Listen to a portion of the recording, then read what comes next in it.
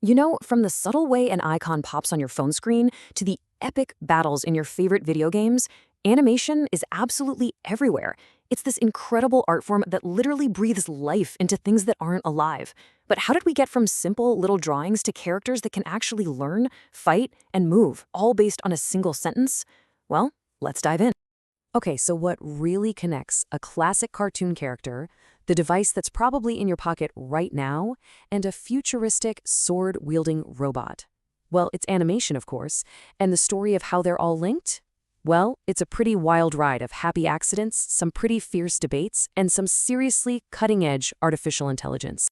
All right, so let's rewind way back to the beginning. Long before it was this massive, multi-billion-dollar industry, animation was basically a magic trick, and one that was discovered completely by accident. And believe me, things escalated fast.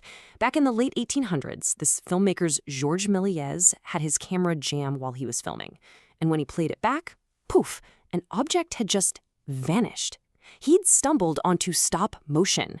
Just a few years after that, you have artists like Ladislav Starevitz making these incredibly sophisticated puppets out of actual insect parts. And by the 1930s, Disney's animators weren't just moving things around. They were basically writing the rulebook on how to mimic life itself. So this whole quest to create what they called the illusion of life gave us the 12 principles of animation. You can kind of think of them as the grammar of animation, the fundamental rules for making things move in a believable way on screen. And for decades, I mean decades, these were the golden rules for any animator who wanted their work to feel truly alive. So let's just break down a few of the big ones. You've got squash and stretch. That's the reason a bouncing ball looks like it flattens when it hits the ground. It gives it a real sense of weight and flex. Arcs says that living things tend to move in smooth, curved paths, not straight lines. And timing and easing are all about controlling the speed and rhythm, which makes movement feel way more natural. See, these rules were all about imitating the physics of living things. Okay, let's jump forward to today. Our screens are just packed with animation.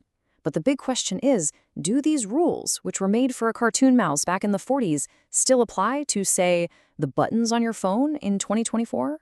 And that's a huge debate happening right now among designers. And this comment right here, it really gets to the heart of it.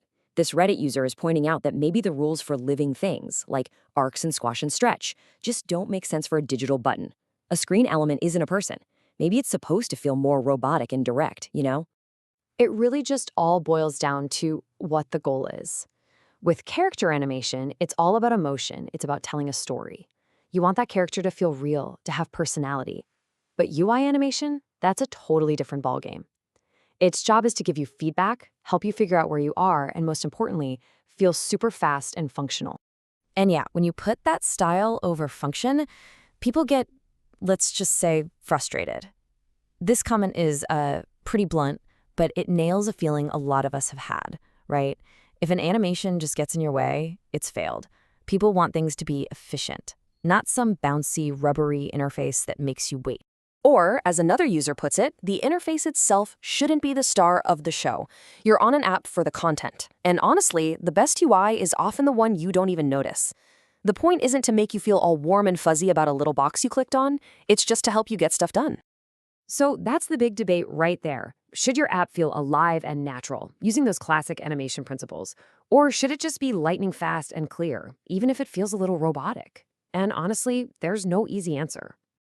But here's the thing. While designers are all debating these old rules, there's this new technology coming up that might just tear up the rulebook and start over. I mean, forget drawing frame by frame. What if you could create animation just by talking to it?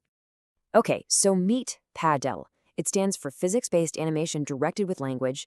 It's an AI system that takes a simple text command and generates a seriously complex and physically accurate animation, all from a simple text command. And just look at this. No animator posed this, nobody set up keyframes. Someone just typed in the words jump and swing sword down. And the AI, it did everything else. It figured out the physics, the momentum, the weight shift, everything. This is a game changer.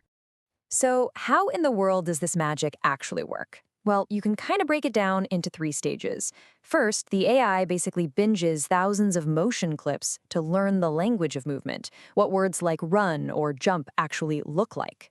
Next, it trains a digital character to pull off those moves inside a world that has, gravity and physics. And finally, it figures out how to string all those skills together so it can handle a complex command like run forward, then leap over that box. So you see, the animator's job is changing in a really fundamental way. Instead of being this digital puppeteer moving every little limb frame by frame, the animator is becoming more of a director, a choreographer even. The most important skill might not be setting keyframes anymore, but crafting the perfect sentence to get the exact performance you want. So we've gone from a simple camera trick to a whole set of rules for creating life to a huge debate about whether those rules even matter anymore. And now we have AI that can learn how to move all on its own, which leaves us with one last really fascinating question to think about. Will the next 12 principles of animation be written by a human or by an algorithm?